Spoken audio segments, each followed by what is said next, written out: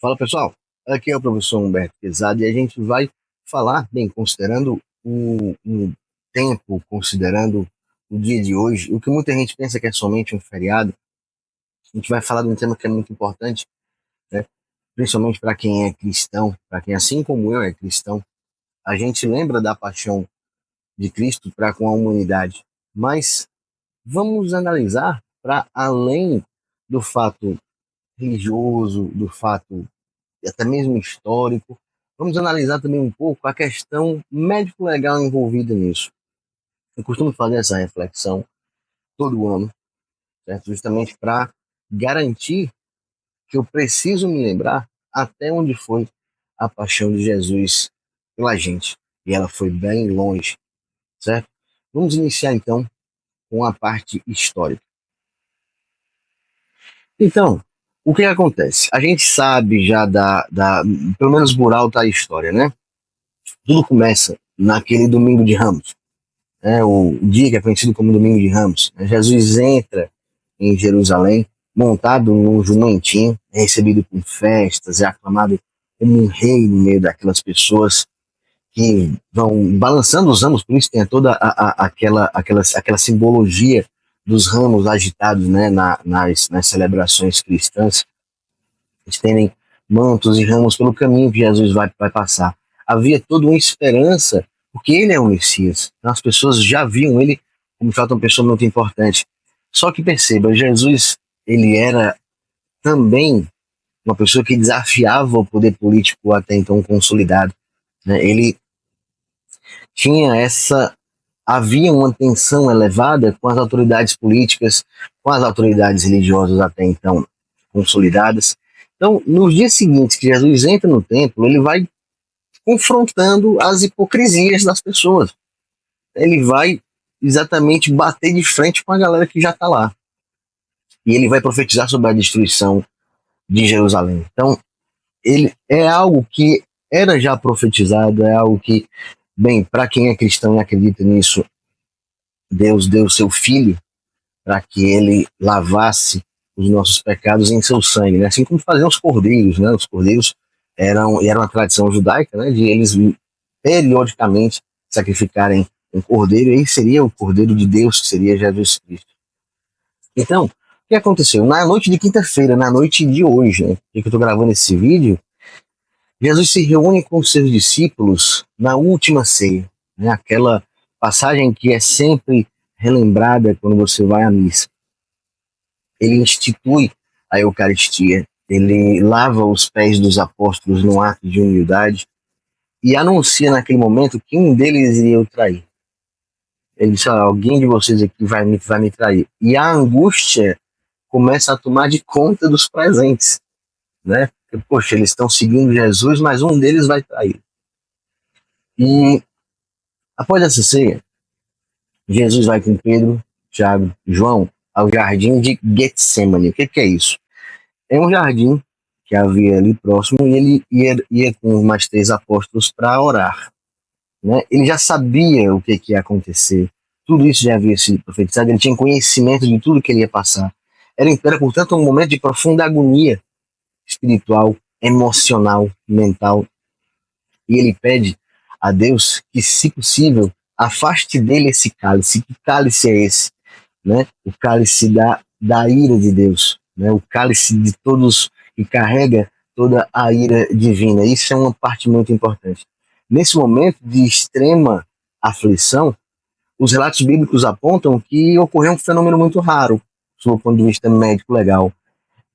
Ele ficou com o rosto como se estivesse suando sangue, que a gente vai abordar em detalhes lá na frente. Então, o que acontece? Logo depois, Judas Iscariotes, ele chega com os soldados, né? E ele, bem, identifica Jesus, que já tinha sido acordado com os soldados, ele identifica Jesus com um beijo, né? O cara é preso, todo mundo foge, aquela confusão, até mesmo Pedro, que tinha jurado lealdade inabalável, disse: olha, se for preciso, eu vou morrer por você, você é meu mestre, você é meu senhor. E negou, né, Jesus três vezes. Alguém do povo falou: rapaz, esse camarada estava com Jesus aí, ele, né? Eu mesmo não, que dia foi isso? Não sei, não foi isso não. Então ele, por 3 vezes, né, chegou a negar ele por 3 vezes, como a Jesus havia dito para ele, né? Do galo cantar, você vai negar o meu nome 3 vezes. Então, o remorso de Pedro, inclusive, é imediato e profundo. Agora, pior foi o remorso de Judas. A gente sabe qual foi o fim dele, né, por ter traído Jesus. Então, ele é levado e é quase feito um julgamento sumaríssimo, né? Perante as autoridades judaicas, né? Jesus ficou diante do governador Pôncio Pilatos, foi acusado de blasfêmia, heresia, foi interrogado, foi agredido, enfim, foi levado até a flagelação e a crucificação, e a história a gente já sabe, onde ele foi crucificado e diante de outras duas pessoas, e aí ele, enfim, nesse momento da crucificação, aonde ele de fato demonstra todo o amor de Deus pela humanidade. E a gente vai ver na segunda parte do vídeo que de fato é uma morte terrível, uma morte brutal, né? O que foi causada na paixão de Cristo.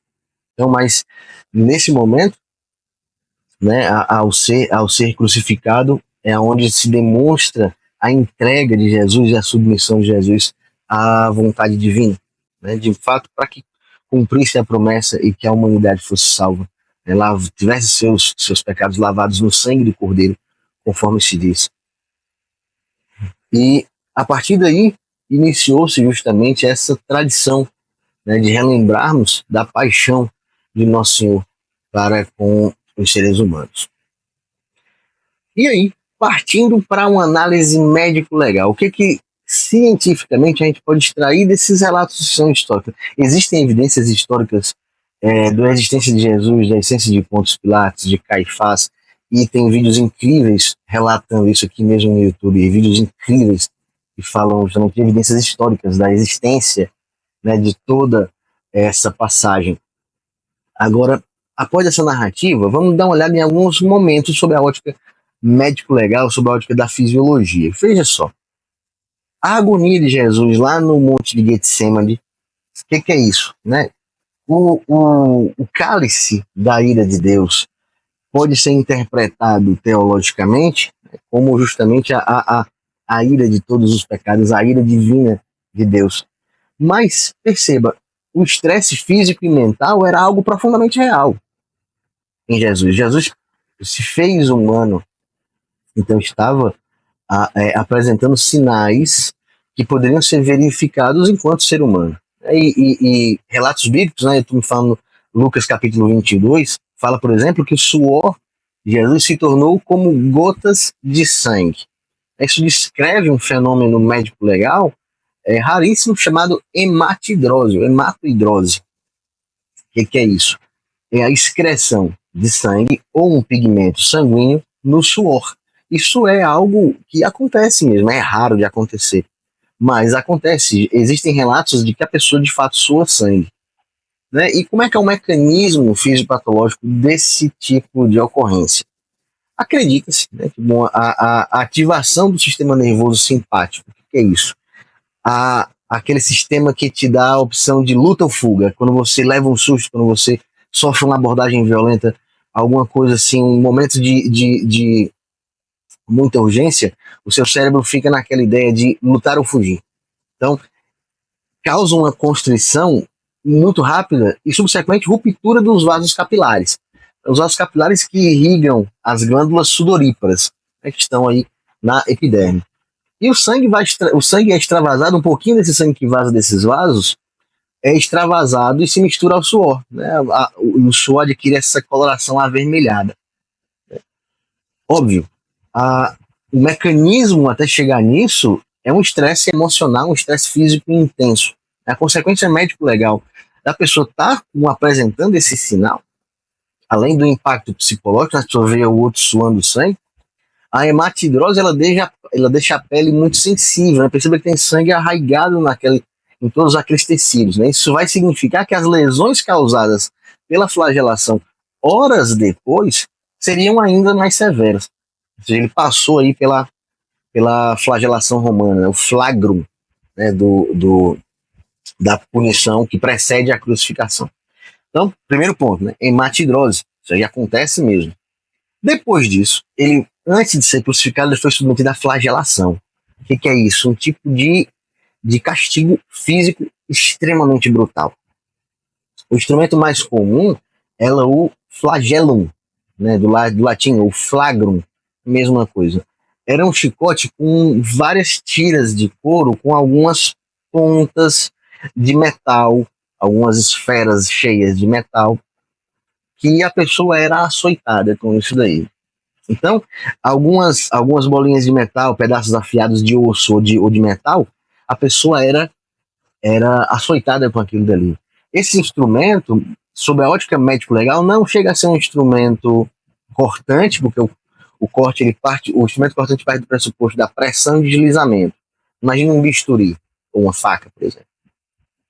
Mas ele seria um instrumento lacerante, pois às vezes ele com aqueles ganchos ou ossos, ele penetra na pele e rasga, causando escoriações, causando, até por serem esferas de metal, edemas, equimoses. Então, essa miríade de ferimentos diferentes, a gente acaba chamando isso de ferimentos lacerantes, são lacerações, além das contusões. E essas lacerações atingem músculos, atingem profundamente esses tecidos, às vezes expondo costelas, tudo isso, certo? Essas bolas de metal também causavam equimose, ou seja, o cara já estava num intenso estresse físico e mental. Depois foi açoitado. A questão de ser traído, de ser negado, tudo isso entra. Quais são as consequências óbvias disso? Uma dor excruciante. Né? Houve uma estimulação maciça dos receptores de dor do organismo, aqueles localizados na pele, por exemplo, e um pouco abaixo.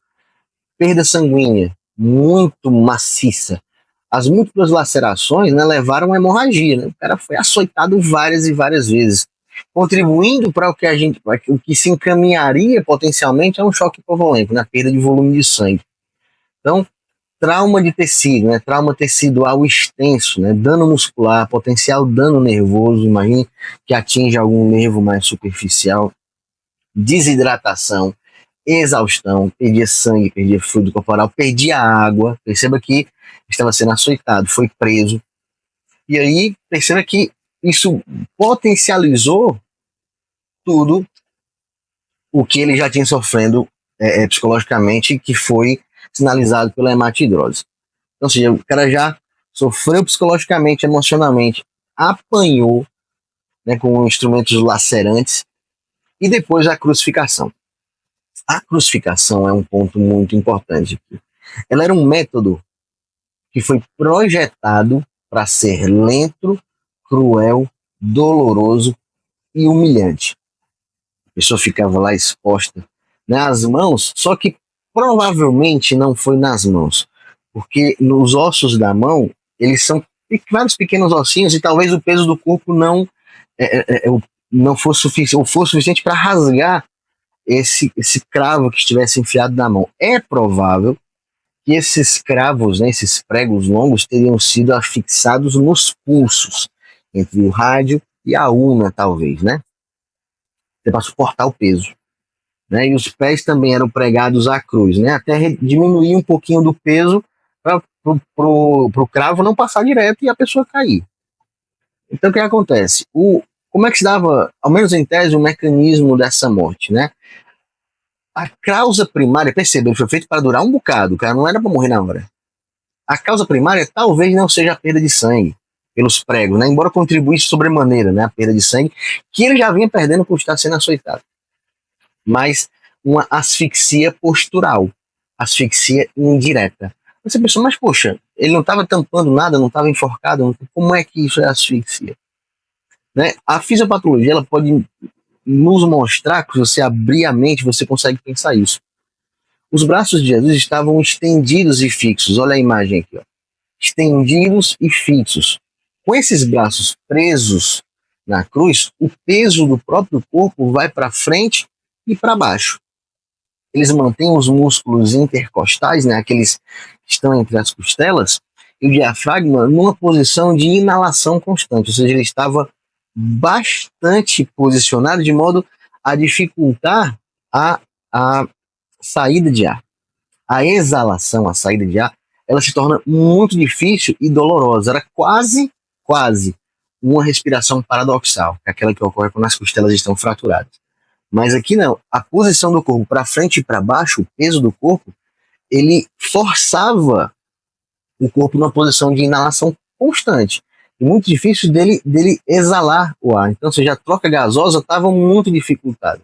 Então, para conseguir expirar minimamente, para poder inspirar, ou seja, para o ar sair, para depois entrar, a vítima tinha que se apoiar nos pés, né? Ou seja, Jesus precisava se apoiar nos pés pregados na cruz e puxar com os pulsos, elevar o corpo, permitindo a expansão torácica. Ou seja, ele tinha uma posição de exalação do ar muito difícil, e para ele poder inspirar, para ele poder puxar o ar para dentro dos pulmões, ele tinha que fazer uma força absurda, já extenuado, já tendo perdido muito sangue, e aí doendo com os dois braços ou mãos pregados na cruz. Então, perceba que era causava uma dor lancinante nos pulsos, né? Talvez comprimindo o nervo mediano que passa aqui no braço e os nervos e ossos dos pés. Então, imagina a dor que ele não sofreu. Então, a incapacidade, a dificuldade de exalar causava um acúmulo de dióxido de carbono no sangue, né? Acidose respiratória chamada. Então, acidose respiratória, falta de oxigênio causava, né, por exemplo, a gente precisa disso para poder contrair os músculos, câimbras musculares, né, o início de uma reação tetânica, exaustão, arritmia, eventualmente parada cardiorrespiratória, tudo começava por um mecanismo de asfixia. A morte, ela vinha pela incapacidade de continuar o movimento de elevação para respirar. Ele ficando cada vez mais cansado e ia ficando cada vez mais difícil. Então, dito isso, após todo esse excruciante momento pelo qual Jesus Cristo passou, havia uma asfixia final, da qual ele não tinha mais sequer forças para apoiar os pés e subir o corpo, para conseguir aí respirar minimamente, o que podia ter levado a uma parada cardíaca, acidose, exaustão, mas tendo como denominador comum essa asfixia. Então, o que acontece? Isso também pode ser evidenciado por um outro relato bíblico. A gente sabe, no Evangelho de João, ali pelo capítulo 19, ele relata que para confirmar a morte de Jesus, né, evitando a necessidade de uma outra contraprova, né, a contraprova da morte pela crucificação era o que o direito romano chamava de crucifragium. O que é isso? Para garantir que o cara estava morto, eles quebravam as pernas do cara. Então, assim, Jesus também era uma importante figura política e religiosa da época. Então, os caras, por algum motivo, né, um soldado perfurou o seu peito com uma lança, o lado do peito com uma lança. E, imediatamente, pelo relato do Evangelho de João, saiu sangue e água. O que é isso? Né? A lança, muito provavelmente, ela entrou pelo lado direito do tórax, entre as costelas, ou ainda que tenha fraturado uma costela e penetrado, né? Mas talvez ali, considerando a altura do cara, a quinta e a sexta costela. Isso são conjecturas, né? Não é não tinha um médico legista analisando isso. Então, a trajetória por ali entre a quinta e a sexta costela perfuraria a pleura, né, a membrana que reveste o pulmão e a cavidade torácica, perfuraria necessariamente o pulmão direito, eventualmente uma fratura da costela, e, a depender da profundidade, o pericárdio, que é uma membrana, um saco que envolve o coração. Então, talvez até o próprio coração, eventualmente o átrio ou o ventrículo direito. Então, se a gente partir do pressuposto que saiu sangue e água, o sangue talvez tenha vindo da própria lesão, né, um instrumento pérfuro cortante, né, que causa sangramento, mas talvez a câmara cardíaca, né, tinha ejetado esse sangue, né, os vasos que foram seccionados até lá, a câmara cardíaca, os vasos que irrigam o pulmão, a parede torácica, e a água É provável que não seja água, literalmente. Né? Não seria água literal. Né? Provavelmente um fluido seroso de aspecto mais claro, levemente amarelado, né? Que viria de onde? Né? Talvez um derrame pericárdico, né? Um trauma intenso, insuficiência cardíaca, insuficiência respiratória. Mas o mais provável é que seja um derrame pleural. Né? Aí nós temos trauma da flagelação, a dificuldade respiratória, a falência circulatória, parada cardiorrespiratória, fazem com que esse fluido mais claro se acumule na cavidade pleural, né, entre o pulmão e a parede do tórax por dentro. O que acontece? É provável que seja já um sinal esse líquido mais claro, que, considerando as informações que as pessoas tinham naquela época, chamou de água, mas era provavelmente um fluido mais claro, ele evidencia justamente a falência respiratória. Então, ou seja, a saída de sangue e água, na verdade, é um sinal, pelo menos analisando em retrospecto, um sinal médico legal consistente com a morte por crucificação, né, que levava a uma asfixia e um trauma torácico penetrante, né, indicando talvez, né, ali perimortem ou pouco depois da morte, uma lesão cardíaca. Né. Então, isso acumulado devido a um intenso estresse emocional, psicológico, e aí também a própria agressão que Jesus sofreu. Então, talvez, né, obviamente, isso não é é algo para a gente lembrar, né, e analisar a paixão de Cristo sobre a ótica da medicina legal, e eu vi isso como importante porque eu dou aula de medicina legal. Não diminui de maneira nenhuma a importância religiosa disso. Ela, ao contrário, ela amplifica. Se você consegue compreender que minimamente Jesus Cristo passou por uma dor excruciante e por um processo de punição extremamente brutal, você, se você for cristão, valoriza mais essa paixão, valoriza mais esse real significado da Páscoa, né? Porque é algo que é inimaginável o sofrimento. A gente não consegue exprimir em palavras quanta dor física e emocional ele sofreu. E se você é cristão, ele passou por toda essa ordalha por mim e por você que está me assistindo. Então é isso. Nesse momento de relembrarmos a paixão de Cristo, é importante a gente lembrar que o sacrifício ele surgiu e apareceu de maneira física, muito brutal, para com o Salvador da humanidade. E é isso, pessoal. Fica a reflexão. Aproveitei para a gente falar um pouco de medicina legal, mas essa acaba nem sendo a mais importante, só reforça o que é de fato importante, né? Que é justamente a lição que Jesus nos deixou de abnegar-se, de entregar-se à vontade divina e de carregar os nossos pecados. Ou seja, talvez a gente esteja segurando um peso muito grande, porque esse peso precisa também estar junto de Jesus. Se agarre com ele, que aí ele vai te ajudar a carregar todos esses pesos. É isso, pessoal. Fiquem com Deus. Deus abençoe cada um de vocês e até a próxima.